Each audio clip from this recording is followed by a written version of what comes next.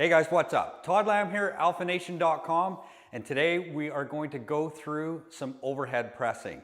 And the reason for that is I see a lot of guys sending in their stuff, they are doing it absolutely wrong. Not because they're doing that intentionally, they just don't know. We've recently released Tactical Muscle, which has a lot of overhead lifting, presses, that kind of stuff. Even has some Olympic lifting if you want to go down that road. But part of that is properly structuring your overhead lift from the ground up.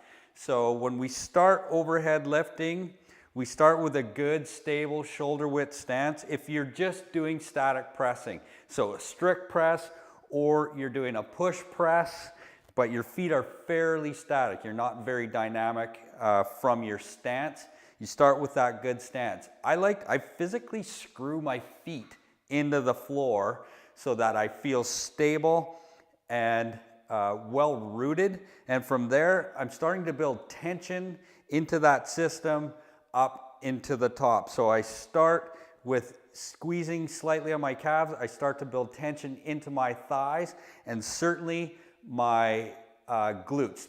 A lot of guys, once they start to get weight overhead, all they're doing is just pushing weight.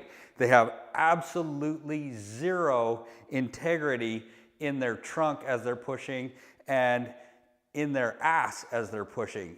There's something I like to say to guys. If you're wearing $30 shorts in the gym and you're overhead pressing, $20 worth of those shorts better be squeezed between your ass cheeks. You need to be gripping with your glutes. That's going to provide that stable platform. So as you're pushing from the side, you're screwed into the floor, you're building tension, you squeeze the glutes, you're braced through the trunk, you're in a decent position with your hands just outside shoulder width, and you're pressing overhead. So as you press overhead, that bar, your shoulders, and your hips are all going to be in a nice static or a nice straight line. What we see happening is guys either tuck their ass under and they break the integrity of their trunk, or they're pushed with their ass back trying to force it, and there's no trunk integrity again. So here's what it looks like.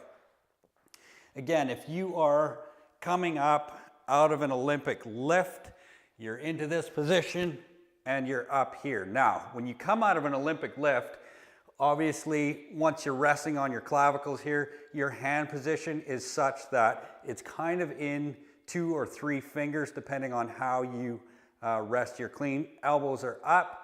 Now, when you're gonna press overhead, you've got to adjust that. So if we're doing a static press, we're adjusted. I've screwed into the floor. I've got tension in my quads. I'm squeezing the cloth between my cheeks and my ass, and I'm gonna press overhead.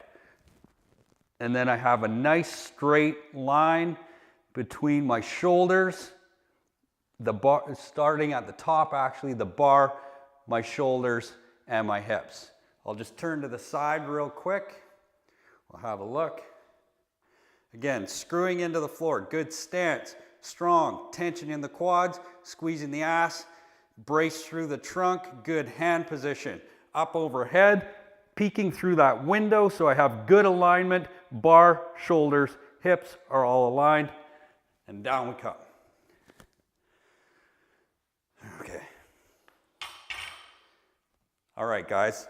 So, again, for Tactical Muscle, we use overhead pressing a fair bit. If you're gonna have good, healthy shoulders as an aging guy, you need to be pressing overhead. If you're rehabbing, obviously you have to do that rehab. I'm coming up to 47 years old this year. I'm not the biggest guy in the gym. I always work on being functional. That is the primary goal of Tactical Muscle. Guys that are still operating in the field, it's not about being big and huge and pushing heavy weight. It's about being efficient.